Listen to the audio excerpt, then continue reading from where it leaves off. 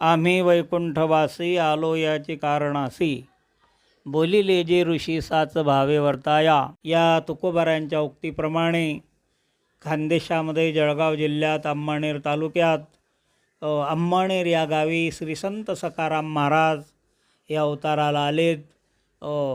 इसवी सन 1757 शके 1679 मार्गशीर्ष शुद्ध सप्तमी म्हणजे 1780 साली सद्गुरू सखाराम महाराज हे गादीवर बसलेत.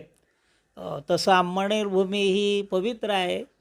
अनेक आणि त्या ठिकाणी सत्पुरुष अवताराला आलेत. सखाराम महाराज, साने गुरुजी, प्रताप शेठ असे हे आणि अंमळनेर नगरी यांच्यामुळे आणि नावारूपाला आलेली त्यातीलच श्री संत सखाराम महाराज हे आणि थोर सत्पुरुष. त्यांचं मुळगाव पिंपळी अंमळनेर तालुक्यामध्ये. परंतु महाराज आणि अंमळनेरला आलेत. जवळजवळ 1780 साली सखाराम महाराज गादीवर बसलेत. 38 वर्ष आणि महाराजांनी आणि सखाराम महाराजांनी ही गादी परंपरा चालवली. सखाराम महाराज हे आणि पंढरीची अव्याहत वारी त्यांनी जीवनामध्ये केली. त्यांचे आणि वडील जवळजवळ सखाराम महाराजांचे आणि रामभट शेटे, सीताबाई ह्या त्यांच्या धर्मपत्नी. महाराजांचा दुसरा विवाह झाला रामभट शेटे यांचा. पण आश्चर्य असं की प्रथम आणि पत्नीला पुत्रलाभ झाला. त्यांचं नाव सखाराम. बालपणातच ज्योतिषांनी भविष्य सांगितलं की सखारामचं मन संसारामध्ये रमणार नाही. हा योगी आहे, महात्मा आहे, सत्पुरुष आहे. याप्रमाणे आणि ज्योतिषांनी त्यांचं आणि भविष्य वर्तवलं. सखाराम महाराज 5 वर्षाचे झाले. मातृछत्र त्यांचं हरपलं.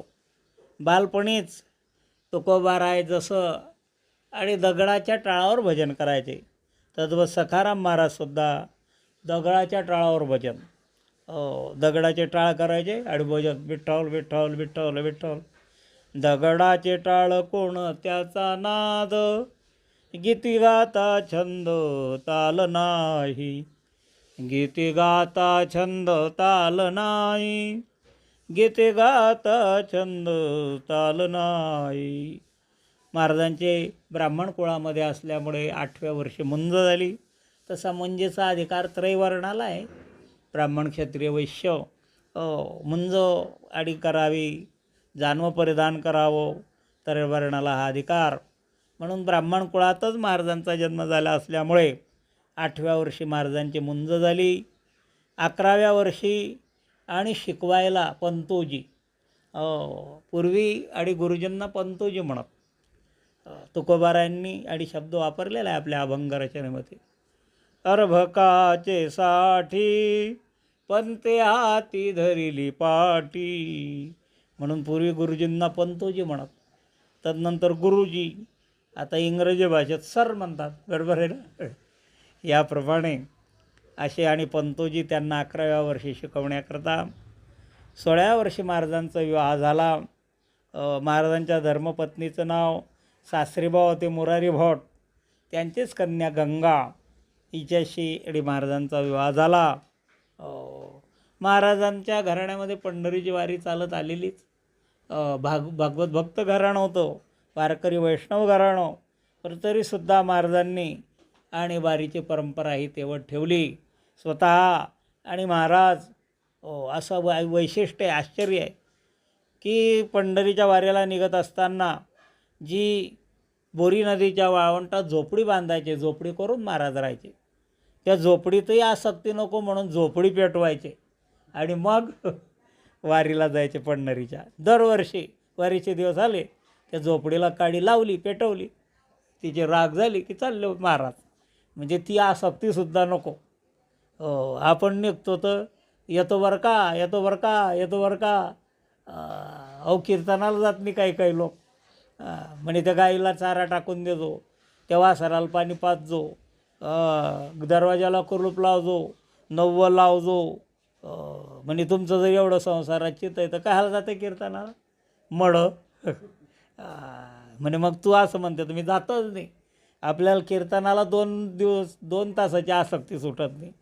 महाराजांनी केवढी अनासक्ती, झोपडीला आग लावून आणि पंढरीला जायची. याप्रमाणे एकदा कायगाव टोका म्हणून आहे पंढरीच्या मार्गावर गाव, त्या ठिकाणी एकदम नदीला पूर आला पा. आणि वारीचे दिवस जवळ आले. कसं काय वारी कसं काय घडेल, पर कसं जाता येईल, नवमी दशमीला कसं पोचणं होईल. महाराजांनी पुरात उडी टाकली आणि पोहत पोहत पंढरीला गेले. आणि त्या ठिकाणी वारी ठरल्या वेळी पोहोचले, मठामध्ये पोहोचले आणि ती वारी केली.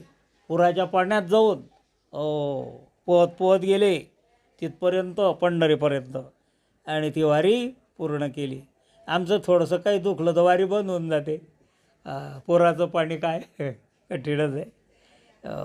पुढे महाराज आणि चैत्रवद्य तृतीयाला शरीर थकलं महाराजांचं उत्तरायुष्यामध्ये, आणि मग अन्नत्याग केलेला आहे.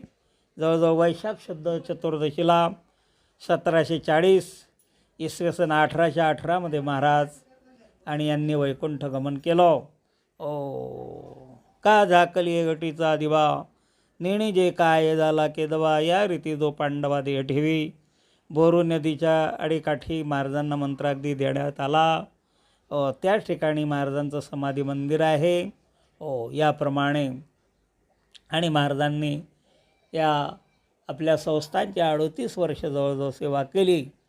आणि तत्पश्चात महाराजांच्या नंतर गोविंद महाराज, बाळकृष्ण महाराज, प्रल्हाद महाराज, तुकाराम महाराज, श्रीकृष्ण महाराज, दुसरे बाळकृष्ण महाराज, या गादीवर 2 बाळकृष्ण महाराज बसलेत. एक आणि पहिले बाळकृष्ण महाराज आणि दुसरे बाळकृष्ण महाराज आंधळे, असे आणि त्यांचं नाव आहे. असे 2 बाळकृष्ण महाराज. पुन्हा वासुदेव महाराज, पुरुषोत्तम महाराज, ज्ञानेश्वर महाराज 11वे गादीवारस, 10वे गादीवारस, आणि पुन्हा 11वे गादीवारस प्रसाद महाराज विद्यमान गादीवारस. 23/7/1987 साली आषाढ शुद्ध त्रयोदशीला महाराज गादीवर विराजमान झालेत. काहींच्या समाध्या अंमळनेरला आहेत, काहींच्या आणि त्यांनी पंढरीला देह ठेवला, त्यांच्याही समाध्या आहेत.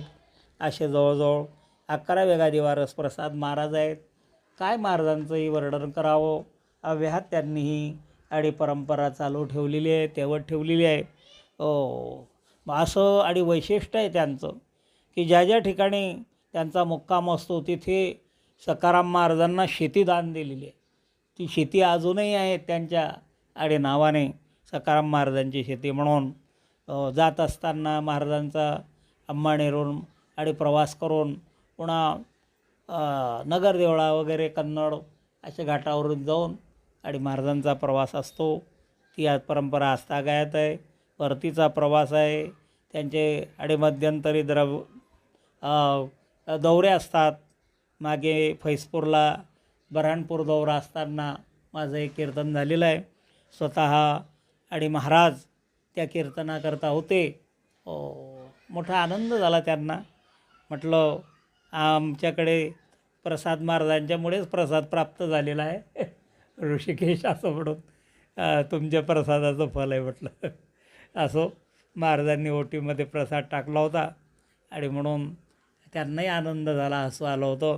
आमचे वैकुंठवासी आजोबा, पणजोबा, भगवान बाबा, सोनू बाबा, ज्यावेळी आमचं मुळगाव पातोंड तिथून ते जात असत. महाराजांच्या बरोबर त्यांनी अनेक वाऱ्या केलेल्या आहेत. त्या काळाचे सखाराम महाराज. याप्रमाणे अशी आणि आमची गुरुघराण्याची परंपरा सखाराम महाराज असं म्हणायला काही हरकत नाही. त्यांचं घराणं मल्हेर, त्याही ठिकाणी आम्ही जाऊन आलेलो आहे. असं त्यांचं गुरुघराणं आहे. सखाराम महाराजांची नित्योपचार सेवा अजूनही आहे. पंढरीचं असं वैशिष्ट्य आहे की सखाराम महाराज चातुर्मासामध्ये असताना त्या ठिकाणी पंढरीला ज्या काही भेटी अर्पण केलेल्या आहे.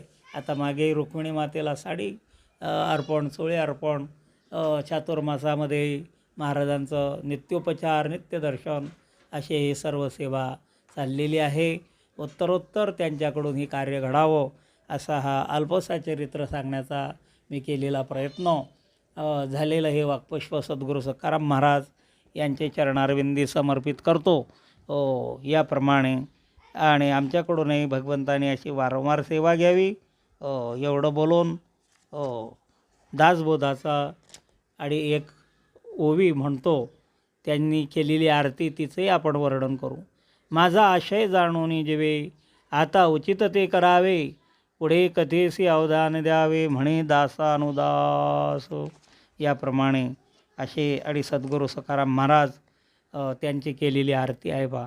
आरती सखारामा भक्ती वैराग्य धामा, भक्ती मार्ग आचरोनी मार्ग दावीला जन्म, आम्हाणेरी येऊनिया वारी पंढरीची गेली, जगताच्या हितासाठी भक्ती सुलभ केली, गोविंद बाळकृष्ण ज्ञानेश्वर प्रसाद, परंपरा चालवनिया आम्हा दासा प्रसाद, आरती सखारामा भक्ती वैराग्य धामा, भक्ती मार्ग आचरोनी मार्ग दावीला जन्म, आरती सखारामा भक्ती वैराग्य धामा. पुंडलिक वरदारी विठ्ठल श्री ज्ञानदेव तुकाराम सद्गुरू सखाराम महाराज की जय.